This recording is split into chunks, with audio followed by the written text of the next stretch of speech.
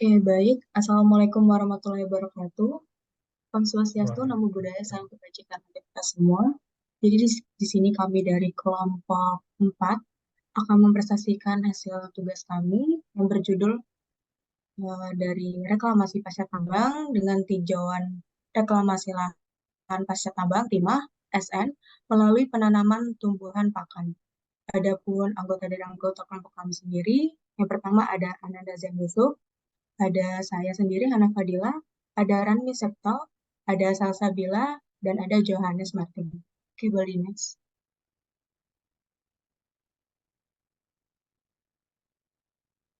Oke, adapun outline kita pada hari ini, yang pertama ada pendahuluan, kemudian pembahasan, dan terakhir akan ditutup oleh kesimpulan. Oke, boleh di next.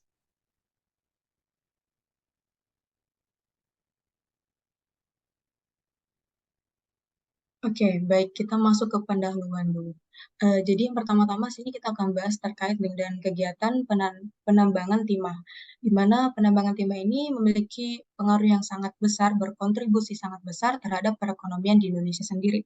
Namun di sisi lain, pengaruh tersebut menyebabkan adanya pencemaran, terutama pada kerusakan di lingkungan sendiri, dan hal tersebut juga diperjelas oleh Feryadi tahun 2007.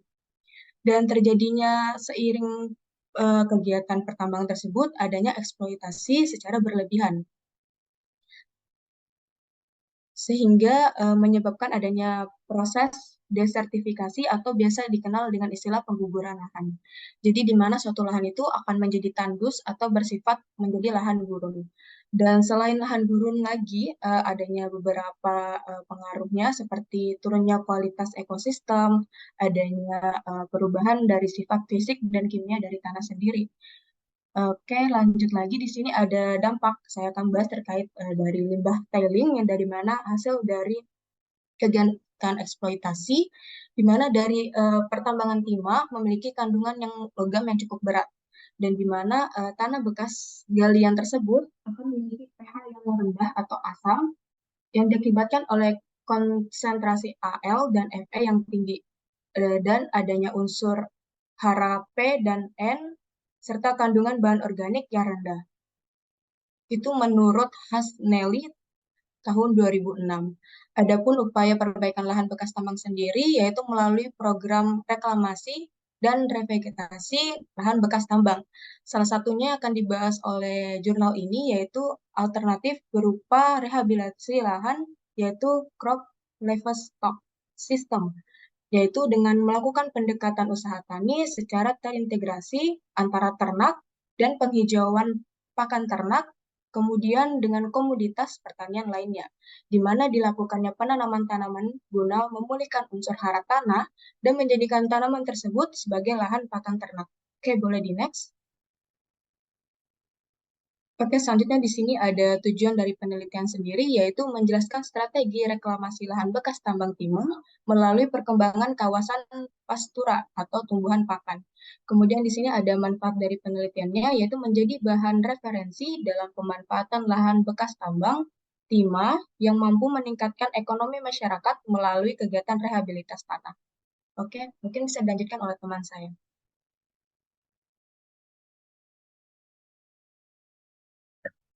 baik, selanjutnya ada kondisi lahan pasca tambang timah. Jadi kegiatan penambangan di darat ini berpengaruh terutama pada sifat fisik dan kimia tanah. Jadi perubahan struktur tanah terjadi akibat penggalian topsoil untuk mencapai lapisan bertimah yang lebih dalam. Eh, Pada umumnya yang sering kita jumpai pada lahan bekas tambang timah yaitu berupa kolong, yang di mana lahan bekas penambangan yang berbentuk semacam daun kecil dengan kedalaman itu biasanya mencapai sekitar 40 meter. Jadi timbulan liat hasil galian dan hamparan tailing yang berupa rawa atau lahan kering ini, eh, di mana hamparan pasir tailing yang berbentuk bukit kecil mengandung sekitar 90% pasir, debu debu 88%, untuk liat 0,5%, organik itu 0,10%, dan KTK itu sekitar 0,5 ME eh, per 100 miligram.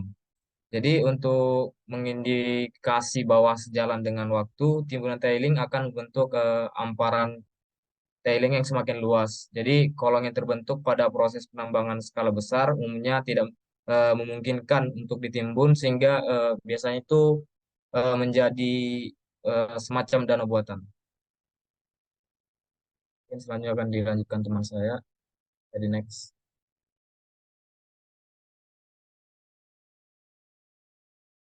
Oke, selanjutnya ada pembenahan tanah dengan bahan organik. Di mana pembenahan tanah ini dilakukan dengan cara pemberian pupuk organik sebanyak 5 kilo per tanaman karet yang ditanam di sekitar lahan bekas tambang timah yang berumur sekitar 3 tahun dengan jarak tanamannya itu 4 kali 5 meter. Untuk kandungan kimia tanah bekas tambangnya itu sebelum dan sesudahnya itu kita dapat lihat di tabel 1 ini di mana parameternya itu ada 5, ada parameter pH, kadar N total, P, K, sama timbal.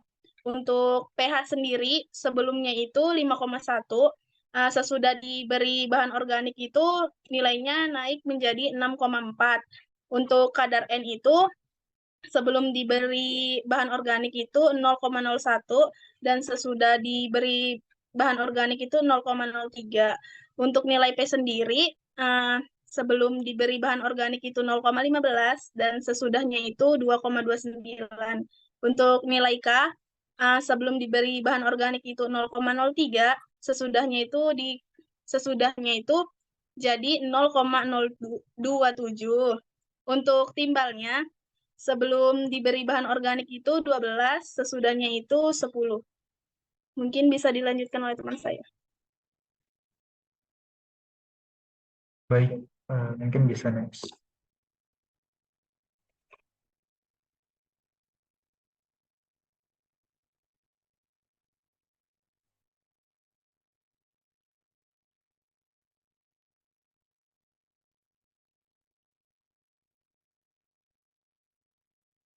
Oke, di sini ingin melanjutkan setelah dijelaskan tadi sebelumnya mengenai kondisi lahan bekas tambang, maka selanjutnya akan dilakukan upaya untuk merawat lahan bekas tambang itu, yaitu melalui program reklamasi maupun revegetasi lahan melalui penanaman hijauan pakan.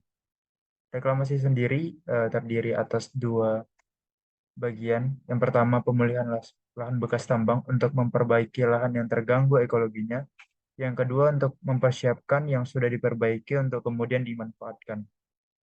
Kemudian, arah upaya rehabilitasi dan revitalisasi lahan bekas tambang meliputi beberapa aspek. Yang pertama ada aspek teknis, yaitu berkaitan dengan restorasi kondisi tanah agar stabil ataupun tidak ada erosi yang terjadi. Yang kedua, aspek ekonomis dan estetika, yaitu kondisi tanah ditingkatkan agar potensi ekonominya bisa kembali, atau setidaknya sebanding dengan situasi awal sebelum dimanfaatkan sebagai penambangan. Yang ketiga, aspek ekosistem, yakni berkaitan dengan restorasi lahan untuk kembali ke ekosistem semula.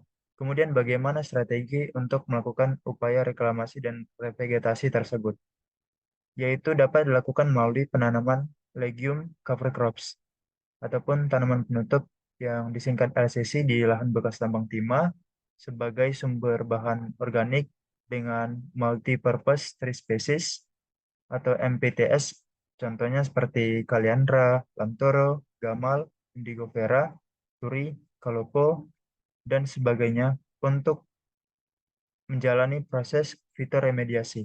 Nah, penanaman cover crops ini berguna untuk meningkatkan kesuburan tanah, mengendalikan erosi, menciptakan habitat bagi fauna, serta mendukung pertumbuhan tanaman lain yang bijinya tersebar oleh fauna. Mungkin boleh di next.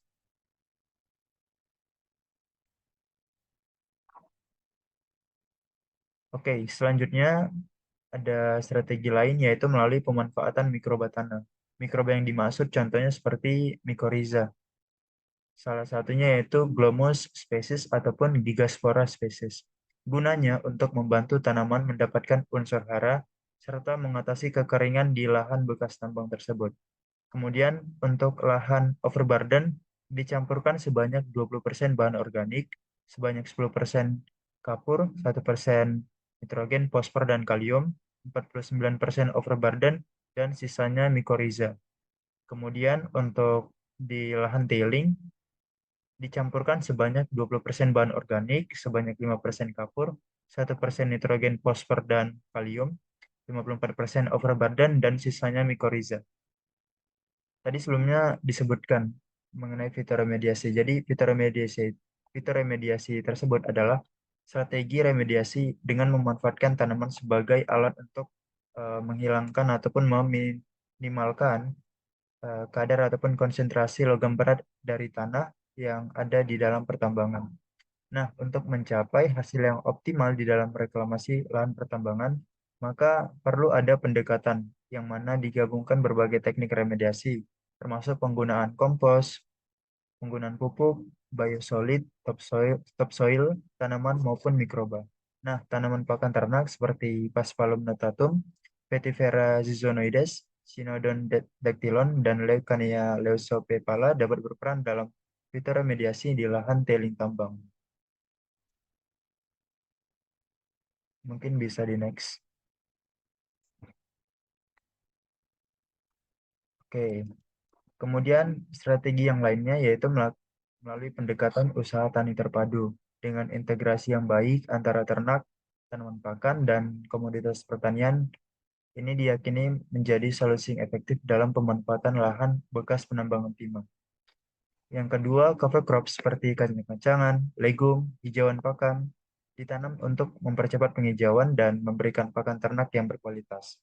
Setelah terjadi pertumbuhan di tanaman penutupnya dan diyakini sudah baik, maka lahan dapat dimanfaatkan untuk ternak sapi.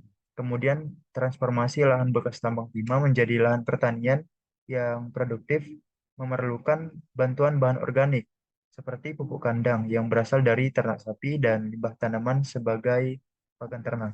Seleksi jenis tanaman pertanian yang tahan terhadap kondisi lahan bekas tambang timah dan memiliki nilai ekonomi yang baik menjadi faktor penting. Mungkin boleh di next.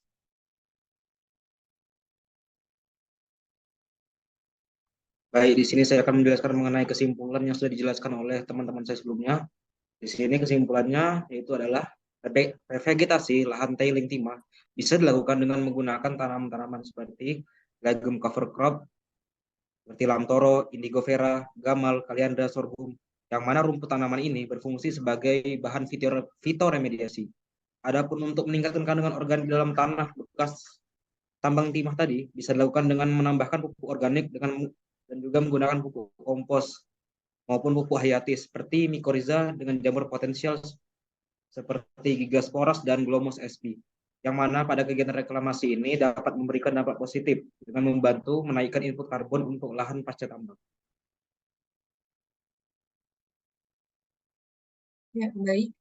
Ini terakhir ada slide terima kasih kami dan ada dicantumkan daftar pustaka yaitu menurut Latif pada tahun 2020.